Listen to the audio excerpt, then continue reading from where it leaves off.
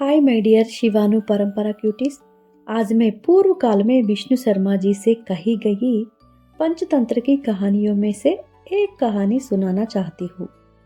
उस कहानी का नाम है उल्लुओं का राज, ओल्स किंगडम, एपिसोड नंबर 2।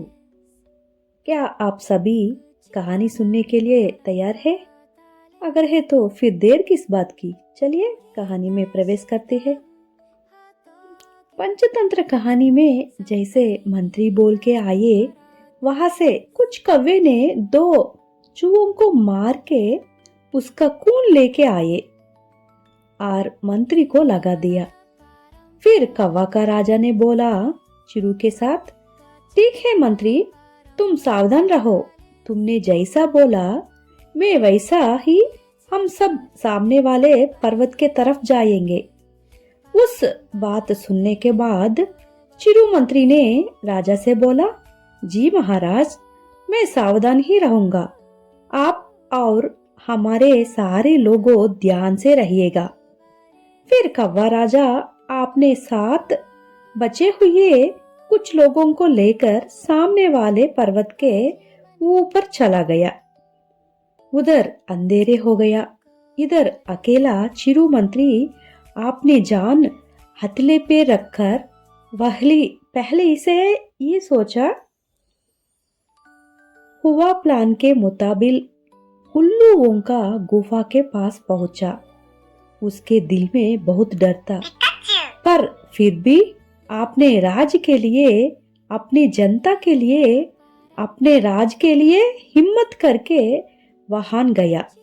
उल्लू राजा के पास जाकर गुहा के बाहर खड़ा होकर अंधेरे की तरफ देखा। गुफा अंदर से बहुत बड़ी थी, लेकिन दरवाजा थोड़ा छोटी थी।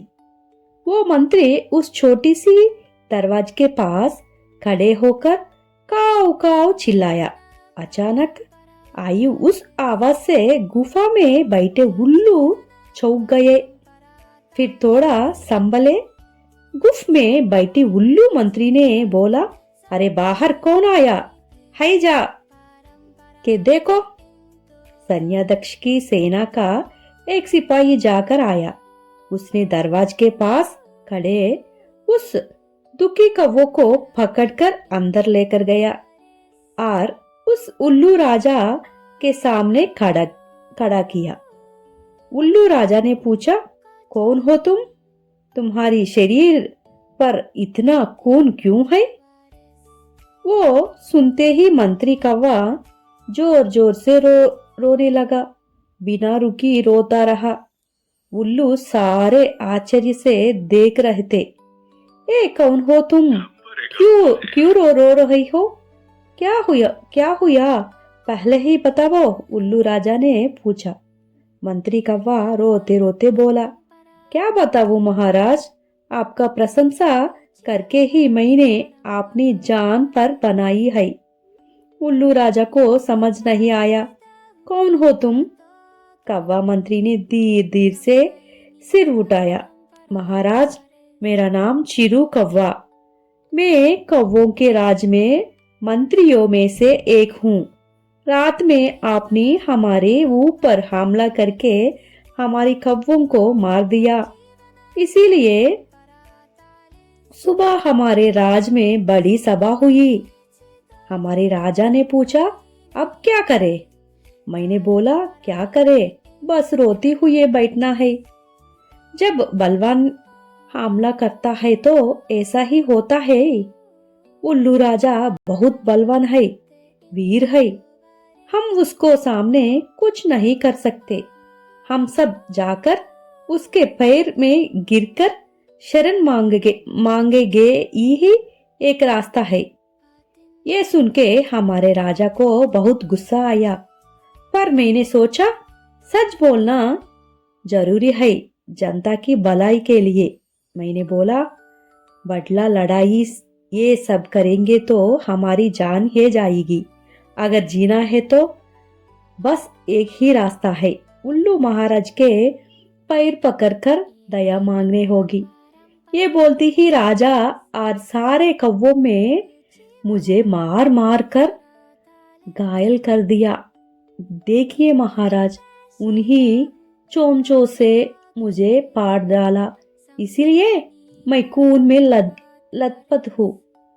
ये सुनकर सारी उल्लू अरे बाप रे बोल के उस चिर्रू कौवा पर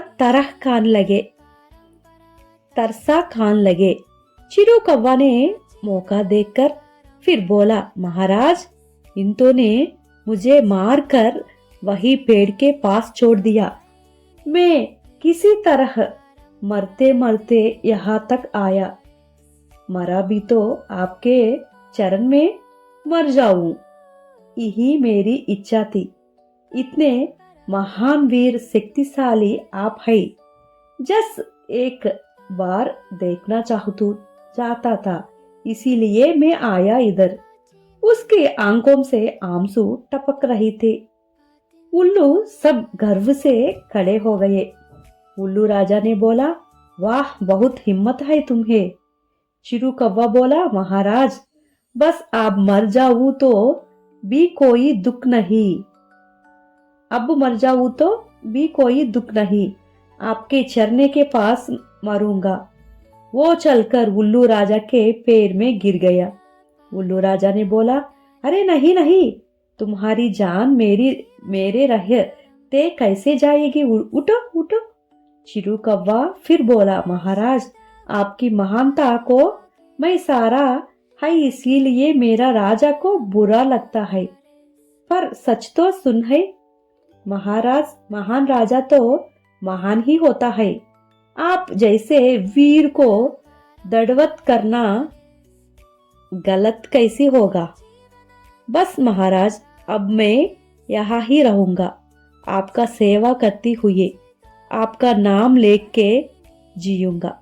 उल्लू राजा ने अभी शरण देने को बोला भी नहीं था, पर चिरू कौवा ने पहले ही इस बात को मोड़ दिया, जैसे अनुमति मिल गया हो। उल्लू राजा भी सोचने लगा, किसी ने आश्रय मांगी है तो शरण देना ही धर्म है।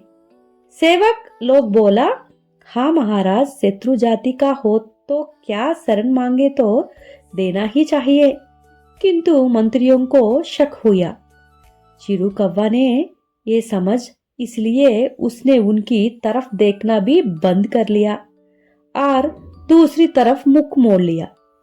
तभी एक मंत्री चुटके से राजा से कान में बोला, महाराज, कुछ ठीक नहीं लगता, ऐसे पराये पर भरोसा मत कीजिए। कफन में चिंगारी छुपाने जैसे है, बाद में पूरा पर्वत जल जाएगा। अब राज अपने मंत्री की बात मानता है या नहीं, ये अगले एपिसोड में पता चलेगा। अगर आपको मेरी कहानी पसंद आई तो मेरे चैनल को सब्सक्राइब करिए। अगर पहले ही सब्सक्राइब किए हैं तो अपने दोस्तों को भी बात कर हमारी कहानियां सुनाइए। आपका सपोर्ट हमारे लिए बहुत महत्वपूर्ण है। कहानी कैसी लगी कमेंट से जरूर बताइएगा। इस कहानी को सुनने और सपोर्ट करने के लिए हर एक का दिल से धन्यवाद। मिलते हैं अगले एपिसोड में। मेरा हिंदी बहुत अच्छी नहीं है, मैं अभी हिंदी सीख रही हूँ, तो कुछ गलत बोल दिया हो तो मुझे माफ कर दीजिए। आपकी शिवानी। बाय।